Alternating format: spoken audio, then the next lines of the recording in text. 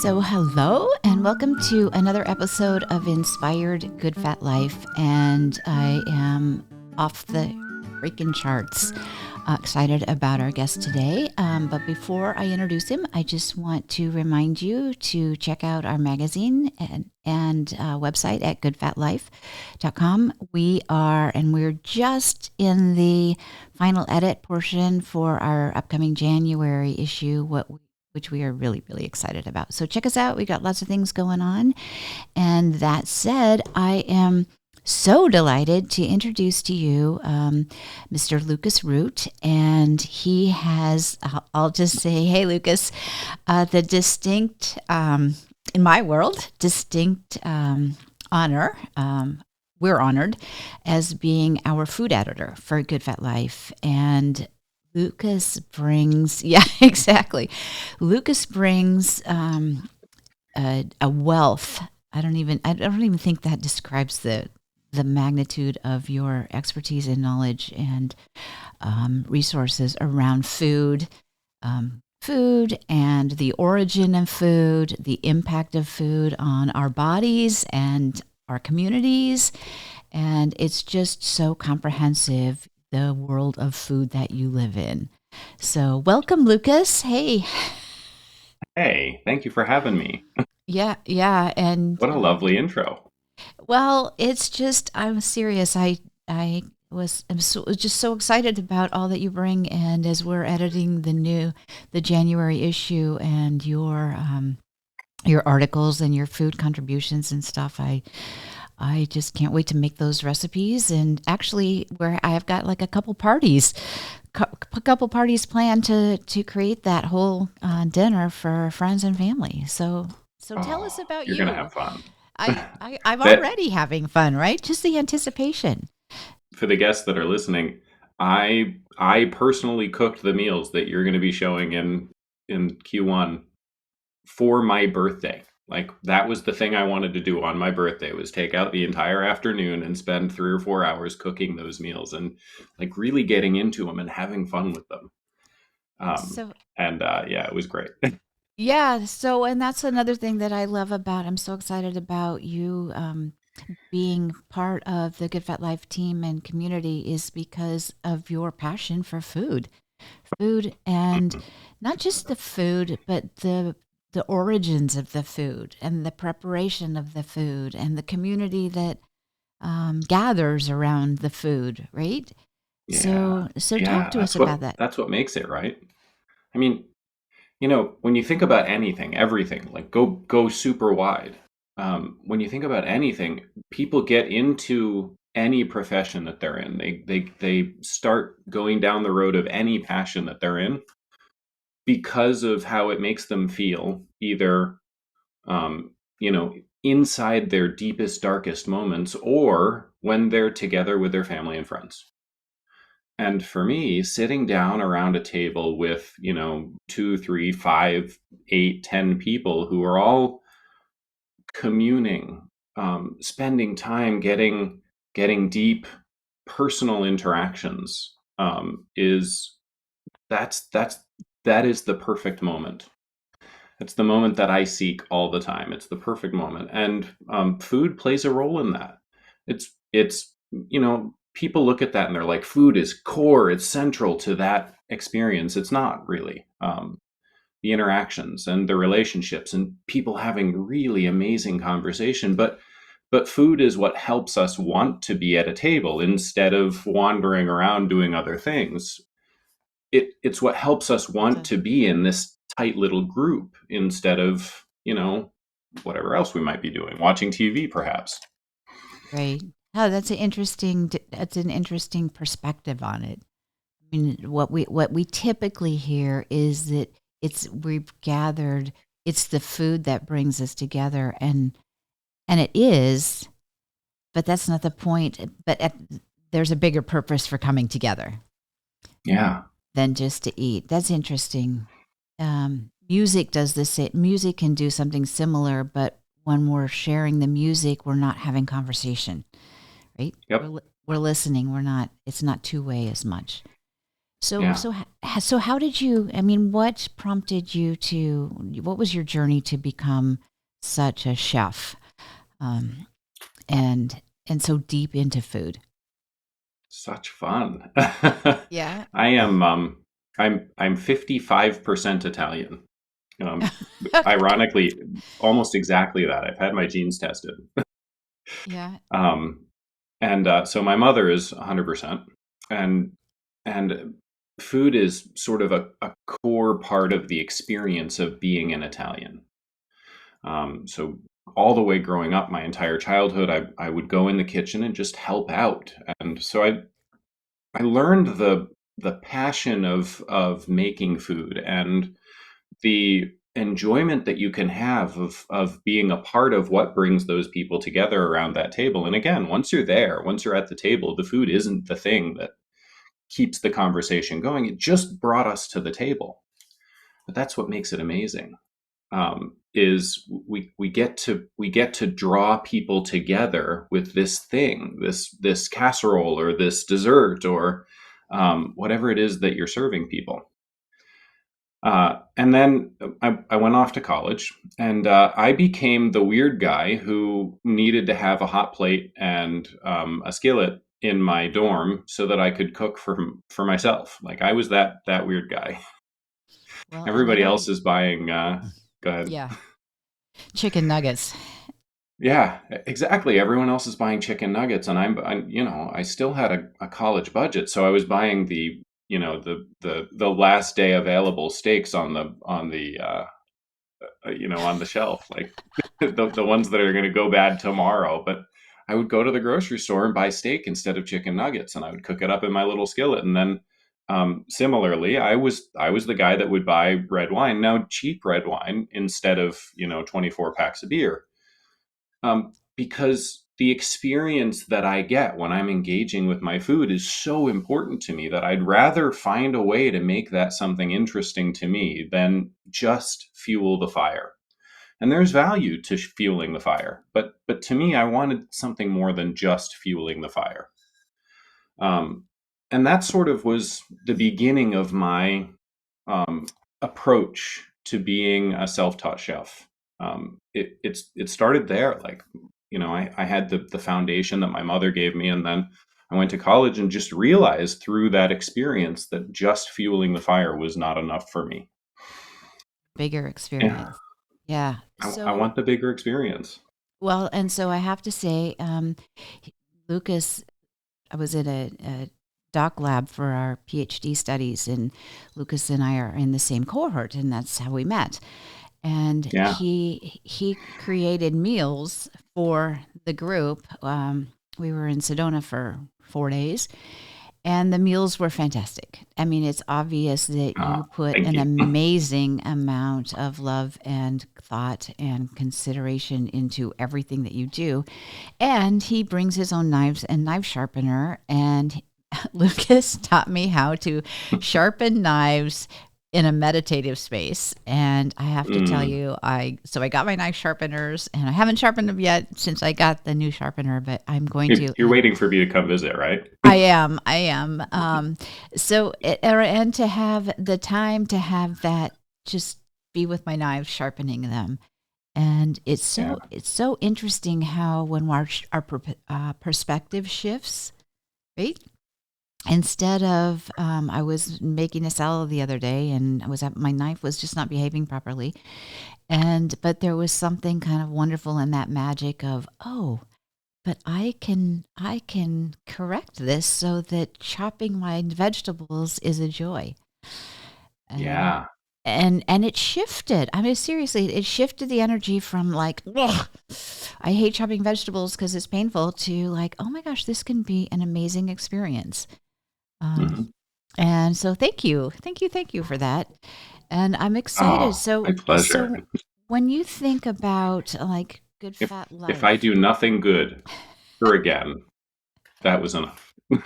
that, I mean, but it's huge. And so that's why I'm so excited about what you're bringing to our community, the magazine, our listeners, the community, in how we show up around being mindful around our food. Mm. So talk about. I know you also spend time researching where the food comes from, the Hmm. origin, the people who grow the ingredients and make the ingredients. So talk about that a little bit. So, can I take that question a little bit differently? Of course, of course.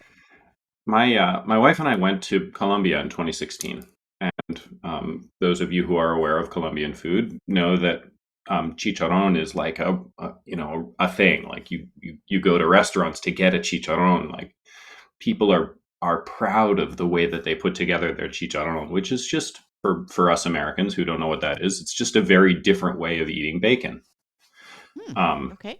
and I love it. They do amazing things, and their different way of eating bacon is a wonderful experience. And they fry it. They deep fat fry it. And so I asked.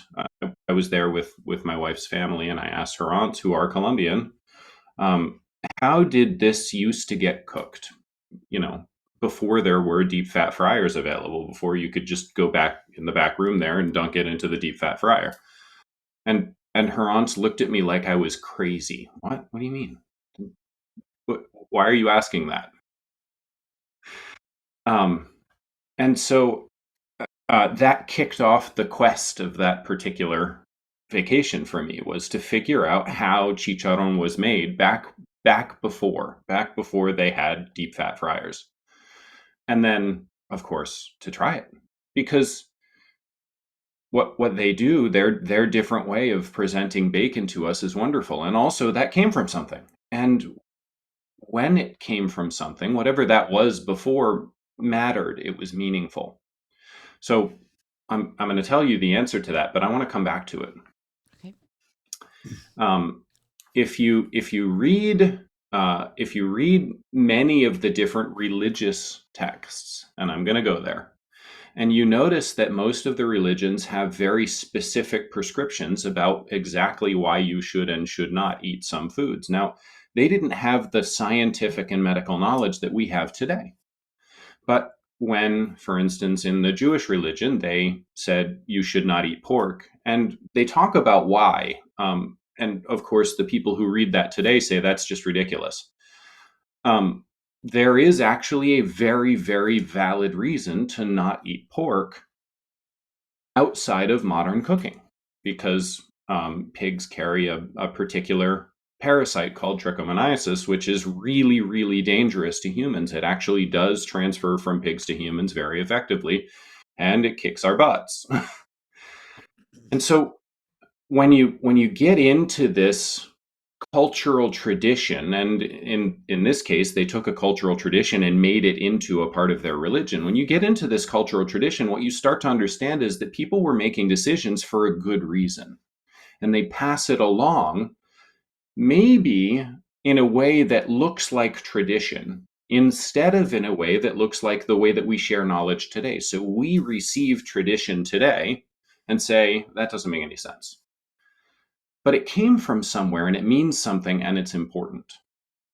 So we have the pork from Judaism. Now let's look at rice and beans with lime on them. So again, here's something that's really interesting. If you go way back in the readings and start to study exactly why it is that South American countries put lime on their rice and beans, what you'll discover is that if you eat just rice and beans without lime on it, eventually your body will go into a nutrient deficiency state where it'll start actually showing up as like your skin will look like a picnic blanket. You'll have dark spots and light spots on your skin.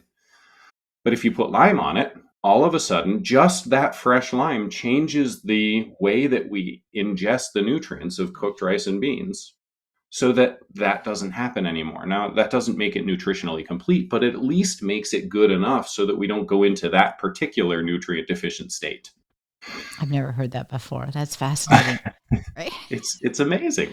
Why do we Right. eat rice and beans with lime? Well, now you know.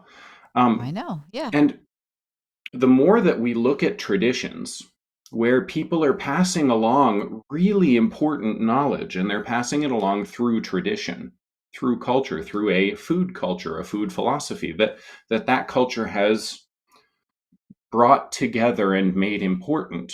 And we don't remember why they did that. But now we can look at that instead of just throwing it away and saying, nah, I don't want to do that. I don't want to play that way. Lime doesn't taste good on rice and beans. Well, there was a reason for that.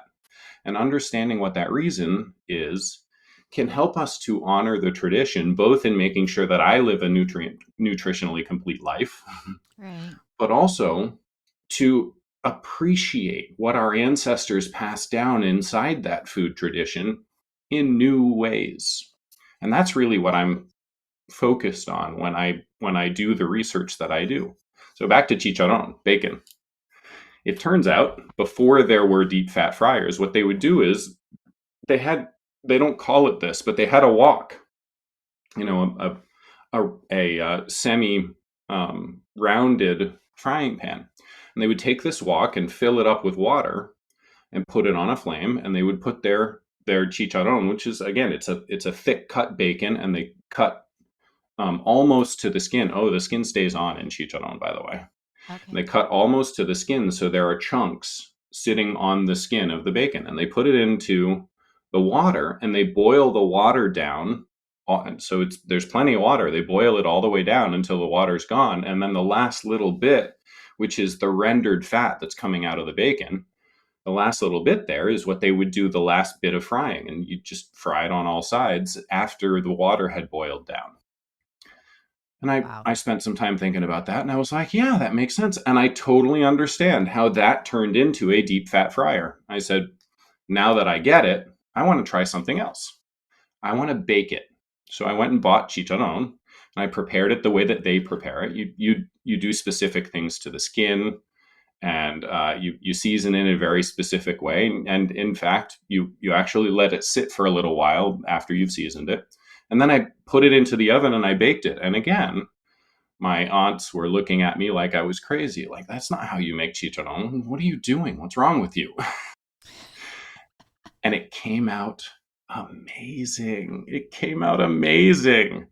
But I wouldn't have known, I would never have even thought to do To that do without that. spending the time to understand where that food preparation technique that they're using now came from and why they arrived at it. So what I love so much about what you're saying is it's just inspiring and it's fascinating. But the other part of it is, Good Fat Life has been around for 6 years, which is makes us kind of a little Yay! a newbie. It's like we're we weren't born yesterday, but we're only 6 years old. But what you're bringing is this deep, rich history and heritage to the organization, right? To the Mm, platform, to the media, which to me is priceless. That mm, because that's a rich depth that we get to share, that we get to infuse into Good Fat Life to ground us, and that we can build on as a foundation. So yeah, So that is thank you. yeah, that's amazingly cool. It just kind of gives me chills about what's possible. And this issue. So talk a little bit about this issue coming up. It's celebration of the Chinese New Year. Yeah. I have a pretty deep relationship with the moon itself. So the Lunar New Year is kind of important to me. I spend time almost every day communing with my relationship with the moon. And people might think I'm a little weird, and that's fine. But let's remember that we are 80% water, and the moon creates the tides. And it would be a little bit silly to think that this body of water here is not affected by the moon if all of the other water on Earth is, because this is a body of water right here. This is a body of water, and so spend some time with the moon, maybe. And to me, the Lunar New Year is an important part of my annual tradition. Not because I have any Chinese heritage, I don't. But when you invited me to go into this, now I've started looking into the Asian tradition foods instead of the other things that I was passionately paying attention to and learning about, like lime on rice and beans. Okay. It was a wonderful invitation. One of my favorite things to do is find new modern ways to appreciate. Again, you guys have heard me, to appreciate the ancient traditions that have been passed down. One of the things that's like really core to Asian foods is soy sauce. They use soy sauce a lot. So let's talk about soy sauce for a second. Soybeans themselves are effectively inedible. You cannot eat them. They're in almost all ways they're horrible for you. And so what, again, we look at the rice and beans and we Right. have to put lime on it to make it something that we can eat and have it turn into something that's good for us. Soy is clearly something that these Asian traditions have incorporated very deeply. And here I am telling you that soy is inedible. So these ancient grandmothers at some point figured out that there are things that you can do in the processing of these soybeans that turns it into something that's not just edible, but actually quite good. So they start with fermenting it. And when you ferment something, typically it starts to separate out into some of its component parts. And when soy ferments, two component parts separate out. And what you're left with is a paste, which got turned into tofu, and a liquid, which got turned into soy sauce. But traditionally, this soy sauce comes from the fermentation process of a whole bunch of soybeans. Now, when we eat soy sauce today, it's typically not the result of a careful bacteria rich ferment.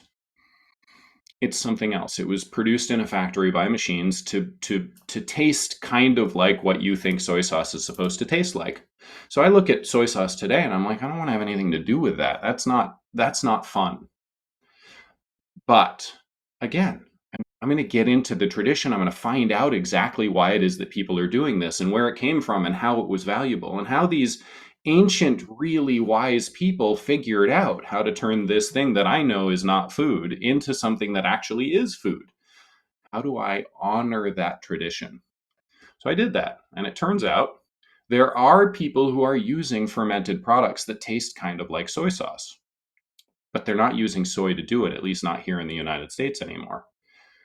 Go look for things that are called aminos, coconut Mm. aminos. And those aminos are in the tradition of the ancient soy sauce. It's where somebody took a whole bunch of coconuts and very carefully fermented that, and it separated into its component parts. And what's left is this paste that they're using, the coconut, sort of fermented coconut paste, for something else, and the liquid. The liquid is this amazing bacteria rich, mostly water, but it's bacteria rich with amino acids that came from fermenting this coconut meat. And it's gluten free. It's Soy gluten sauce free. is not gluten free Most traditionally. soy sauce is not. Yeah. Yeah, yeah. So that's fascinating. I had no idea what the backstory was. So that's oh, there you go. It's I mean, there's I just had so fun with many. that one. Yeah, yeah. I There's so can't many. wait to find out more things about, like, the Well, next meal that we all decide to cook. there was and now I can't remember the name of the book. I love to read cooking history books, and this one had a lot of discussion about the Silk Road Mm, and how the spices were transported, and which is fascinating. And then also there's one. It's about flour between Italy and France. Over the hmm there's a path going through. I think it's the Pyrenees. It might be the Alps, where flour to get certain strains of flour, because it has mm, different qualities and different levels of gluten and components to it. And so their pastas and their breads show up different with these different kinds of flours. I'll yeah. find it. I'll find it, and we'll do an article about it, because it's fascinating. If you're interested in this topic, it's fascinating. And I literally I want to go to this bakery in France because it's like right on near the mountains, and they still source the flowers and all of this stuff. That would be a fun doc lab Oh, that would be experience. fun, Yeah. Oh darn, we have to go check out some French bakeries. right? Uh, Oh, it's the worst. yeah, exactly. Well, so I know that it's very early in the morning for you. Lucas is on the West Coast, and you're an early riser, which I um, am. you are. And you know what? It's not hard to entice me to talk about food. So, well, that's great. So we've got in this next issue coming up, we've got a Chinese a Chinese New Year, but it's underlying is the Lunar New Year, Yeah. correct? So what's the Yep. correlation there? The traditional Chinese calendar was a lunar calendar, not a solar calendar. That's also Okay. true of the Jewish calendar. It's a lunar Okay. calendar, not a solar calendar. Okay, and so that's why the celebration is February 10th, Yep. right? And so by Yeah. coincidence, which I didn't know, I just is the day that we'll be having a workshop here in Brighton, and it's going to be a ton of fun. And so, of course, we have to have this as our meal, right? Because we do Of share lunch course. together. So this will be our meal. So that said, if you were going to, because I know that it's not just about the food and the history of the food. You're very precise and knowledgeable about the impact of the food you eat on your body. Yeah. You're very, very particular about that. And that's another thing I love about you and about your contribution to Good Fat Life, because that's what um, that's our foundation, right? Fat, good fat. Yeah. If somebody wants to make some changes, like to their food journey, if you will, where would you suggest that? What are some kind of easy places to start to just change it up Hmm. a little bit? Yeah. So, may I start with a story instead? Sure, of course. So, 13 years ago, my wife went to her annual checkup and got her blood work done and came home. 2 weeks later, her blood work came in, and her doctor called her up and said, "Hey, your triglycerides are high now." For those of you who don't know, high triglycerides are the real, actual thing that you should be worried about when you want to pay attention to heart disease or potential heart disease. Cholesterol is not the thing.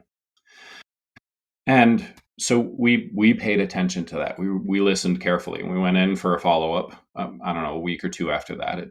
This isn't something that you need to worry about today, but it is something that you need to pay a lot of attention to. And her doctor said, "I recommend that you eat more whole grains and soy." Now, you all have heard what I have to say about eating soy, especially here in the United States, where we don't do what the ancients did and ferment it.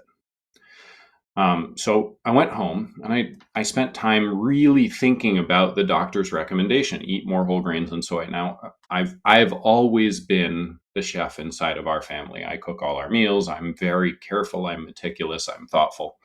We were marathoners at the time, eating from the entire available food market. Right, we didn't have a restricted diet at all, and so a large portion of what we were eating was whole grain pasta. And so I looked at the way that I was cooking and the food that we were eating, and it very quickly became clear to me that to eat more whole grains and soy, I would have to eat less salad, less greens. So something's wrong. Something's broken. There's something in this recommendation that is fundamentally incorrect. And clearly, the doctor doesn't know what's wrong with that recommendation. And if the doctor doesn't know, and I don't know, that means that somebody probably knows, and the information is just not readily available. Now, this is 13 years ago. There's a whole lot more information on this now today. But back then there wasn't. It was hard for us to figure it out. So my wife and I sat down. We had a really in-depth conversation about what my realization was. His recommendation is broken because in order for us to eat more whole grains, and I'm not eating any soy, we're not going there, but in order for us to eat more whole grains, we would have to eat less greens, and that does not make sense. So we basically started effectively a master's degree program We didn't enroll in any school. We didn't use any traditional, available resources. But we went to the point where we were studying 2 to 4 hours a day every single day for the next 6 months to learn about nutrition in a very different way, and to learn about what it is that caused her blood work to have high triglycerides. Because again, if the answer is more whole grains and soy, and that means I'm going to have to eat less salad, something's wrong. Somebody doesn't know something, and I need to know it because my wife has her life on the line now. And over the course of those 6 months, what we discovered was that, and this is relatively common knowledge today, what we discovered was that gluten, the protein, is actually an attack protein. It's one of the defenses of the plant, wheat, and sort of the family of plants that we call grains. They use defenses. So taking a step back, okay, gluten is an attack protein. It's a defense mechanism. Well, what does that really mean? Well, nature actually has a couple of different ways of sort of propagating and defending. And if we think about that functionally, we look at things like fruit trees and we say, what is the strategy of this tree to propagate? Because fruit, it doesn't go very far unless you happen to be at the top of the hill and it's a round fruit and it drops and it rolls down the hill. Then all of a sudden, you've got a tree at the bottom. But what's that tree at the bottom going to do? So the tree isn't going to design its entire strategy around something that is not repeatable and not consistent in order to be able to survive. Rather, it's going to design its strategy around something that is repeatable and consistent. And here's what a fruit tree does. It's transactional. It's capitalist. The fruit tree says, I'm going to pay you. Really, truly, I'm going to pay you to take my seeds and drop them somewhere else. And it pays you with this amazing, fleshy, delicious, sugary covering that it puts around its seeds. So you're going to reach up and pluck that fruit off the tree and wander around chewing on that apple or, whatever it is. And when you're done, you're going to drop it right where you are. And you're going to be 10 feet, 100 feet, 1,000 feet away from that tree. And now instead of hoping that every single one of those trees is at the top of some hill and that its fruit can roll its way down, it has paid you to do a service. It's very transactional. Well, okay, awesome. Now I understand the strategy of fruit trees. It's going to pay me to drop its seeds somewhere else. Love that. How does wheat survive? Because that's not what it's doing. Conjure up the image of a wheat field in your head. It's not paying me to drop its seed somewhere else. In fact, quite the opposite. When we eat wheat, we're actually eating the seed. We're stealing its opportunity to propagate. Do you suppose that's what it wants? Does it want us to take its capacity to propagate? I don't think so. So when we look at the food strategy and the survival strategy of each of the different things that come into our bodies, it starts to become relatively clear that each of those things has a strategy to survive in life. Soybeans' strategy is to make you unwell. Now, we can deal with that by fermenting it. Wheat's strategy, the same thing, is to make you unwell. It will attack you when you consume it. And by attacking you, you say, well, maybe I'm not going to go back to that wheat field and eat that wheat again. That wasn't fun. I don't feel good. I don't think I want to do that again. And that's what gluten is. Gluten's purpose in the world is to make you feel bad so that you don't go back and eat it again. So we spent months and months and months doing hours and hours and hours of research, effectively, nearly a master's degree worth of research. And at the end of this, what we realized was that almost everything that we were eating was bad for us. All of our pastas, all of our breads, cakes, rice and beans, even.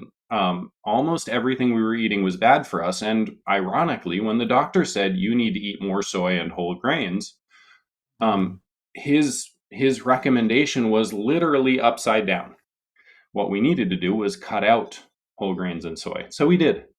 And when she went back to her next annual checkup, so it took us about 6 months. She had another checkup. Her triglycerides were still high, but But then we changed our diet, and 6 months after that, so almost a year after that first phone call, hey, your triglycerides are high, you need to change.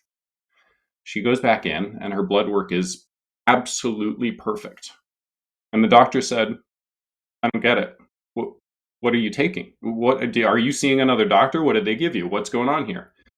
Because in her doctor's mind, the only answer could have been pills. And she said, "Oh no, I changed my diet. I stopped eating whole grains and soy." And he said, "Yeah, obviously that's not it. This is true. I was there for it. Yeah, I obviously believe that's not you. it." I've got dozens of stories like this that I've heard, and my own Yeah. experience too, right? So go ahead, and that's what you did. That's what we did. And so for the past 13 years, we have eaten no grains or beans. Jenny does occasionally when we go to, family gatherings, and her aunts spend all day cooking up this special, Spanish rice. She'll eat the Spanish rice and appreciate the traditions that are being passed down to her. Right. And And the and I'm love that there, went into do it. Yeah. that. Right. And and by the way, when you and I go and visit the French bakery, I probably will eat bread that day, and it'll give me a stomach ache, and that'll be okay because I get into the experience and appreciate the tradition of thousands of years of Right. carefully managed knowledge. And honestly, the bacterial culture that they're using to rise their bread is probably 1,000-year-old bacterial culture. That bacterial culture probably has as much knowledge to pass on to me as the trees that are around the bakery. Yeah. Yeah. No, I I love want to that. get in on that. Yeah, I agree with you. Now I got to find that book, which I will.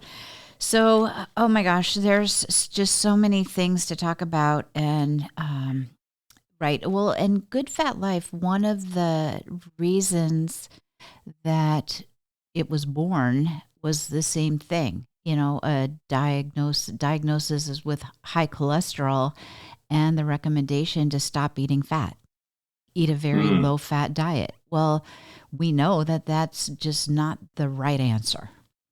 You know, eat good fat, Yep. eat a diet with good fat, and Well, here's um, why, go ahead. if I may. Sure. So when I say my body is a body of water, we're 80% water. Humans are 80% water. How are we going to put together 200 pounds of water, which is what I am, and have it stand up in a column and not fall apart? Because that's what water does. Water doesn't stand up in a column unless it's frozen. And clearly, my hands are waving and my jaw is waving, so we're not frozen. So some magic is happening to hold all this water together. What holds water? Well, everybody, thinks I've got a glass. Glass holds water, but again, that's frozen, and so I'm not encasing all the water inside my body in glass. I'm encasing it in something. So let's ask this differently. What is flexible and holds water? Yeah, a plastic bag, maybe. What is plastic made of? Believe it or not, plastic is made of fat. I It's didn't made of know fat. that. Really? And so are our cells. Our cells are not actually plastic, but they are made of fat. The cell wall that holds all the water inside is fat. Now, our bodies are amazing at recycling what's inside. Our bodies are phenomenal at it, but not infinitely so. And so, if you cut fat out of your diet very quickly, your body is going to have a hard time maintaining the integrity of the cells inside your body. You ever heard the statement, you are what you eat? Mm. Well, in this case, if you eat bad fat, or no fat, then your body is forced to work really, really hard to maintain the integrity of your cells, to hold all this water together. But if you eat good fat, your body doesn't have to work as hard to maintain the integrity of your cells, to hold this column of water as this weird looking, moving, ambulatory, speaking human that we are. And, life is hard. There are a lot of things that I want to be able to focus on at any given time. I want to go to the gym sometimes. I want to spend hours researching food traditions. I don't want my body to have to devote all of its energy to trying to make up for a choice that I have made to Yeah. bring in Yeah. either no fat or bad fat into my body. I'd rather give it the resources to maintain all these cells in a healthy way so that I can continue to do the things that I'm passionate about, studying food and connecting with you, Sherry. I'm like speechless, Lucas. I had never heard that before. I did not know that. And that makes just a ton of sense. It just Mm, reinforces why I'm so delighted that you are part of the Good Fat Life team. Right? me It's too. it's I need to I need to sit with that one. That is huge. And it makes a ton of sense because when I think about the people that I know that have gone on, low fat diets and they've done it for years, they don't look good. They Mm, just don't look like they're thriving. They're dull. Anyways, and also some of those things, fat just tastes good. Good fat tastes yeah. really good, right? When you Yeah, it eat it and does. just like, oh my gosh. So on that happy note, I'm going to do a quick shout out to one of our sponsors. Um, to part of my self care is because I have Snedecor's cleaners in my life. They are an amazing company. My clothes come back fresher than when I sent them because they use earth-friendly sand that actually cleans the clothes. And the other part of it is I just get to put everything That's out on a. cool. I know I get to put it out on a bag on a yellow bag on my front porch, and a few days later my clean clothes show up, and I don't have to worry. And I don't have to worry if I'm going to have what I want to wear if it's ready to go, because it always is ready to go. And if I spill something, I know it's handled, it's taken care of. So, like I said, as part of my self-care, Snedecor's Cleaners is just an amazing company. They are so committed to taking good care of not just our clothes, but the earth that we live in. They give back so much. So thank you to them. So, Mm. Lucas, on that happy note, I'm going to. Um, I just feel like, I don't know, standing a little taller, a little more empowered, even with the things that you've shared, and especially about the cells. That's going to require some good research on my part, right? You just don't know what you don't know. Fun. And absolutely, absolutely. So have an amazing day. Thank you again so much for being here.